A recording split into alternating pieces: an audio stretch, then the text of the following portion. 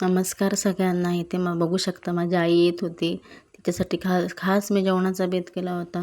चिकनचा आणि भाकरीचा. इकडे तर भाकरीचं पीठ एवढं पातळ झालं होतं की त्याच्यामध्ये मग सुकं पीठ घालून मी मळावं लागलं. परत मला भाकरी काही व्यवस्थित माझी येतच नव्हती. तरी पण मी कशाबशा भाकऱ्या थापल्या आणि बघू शकता इथे एकदम जाड जाड भाकरी झाली होती. माझी तब्येत बरी नव्हती म्हणून ती मला बघायला आली होती. तर याच्यामध्ये बघा आम्ही चुलीवरचं चिकन बनवत होते. चुलीच्यावरच्या चिकनामध्ये बघा आम्ही सर्व मसाले ॲड केले होते. थोडंसं पाणी टाकलं कारण ते आग जास्त होती ना, त्याच्यामुळे कुठे करपावं नाही म्हणून मी ते तसं पाणी थोडं टाकलं होतं मसाल्यामध्ये. आणि त्याच्यानंतर मी चिकन टाकलं होतं. चिकन बघा कसं मस्तपैकी झालं होतं. मी तुम्हाला माझ्या पद्धतीमध्ये दाखवते. रेग्युलर मी असंच करते. तुम्ही कसं करता कधीतरी कमेंट्समध्ये नक्की सांगा. लाईक करा, सबस्क्राईबर करा माझ्या व्हिडिओला.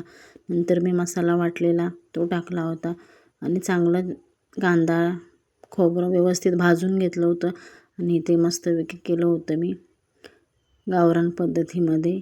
छान चिकन झालं होतं चुलीवरचं. इथे उकळी यायला ठेवलं होतं मी. मस्तपैकी उकळी येत होती बारीक बारीक. त्याच्यानंतर मग वरून कोथिंबीर टाकायची तुमच्या आवडीनुसार. काही लोक आधी पण टाकतात, काही लोक नंतर पण टाकतात. असे बघू शकता मस्तपैकी झालं.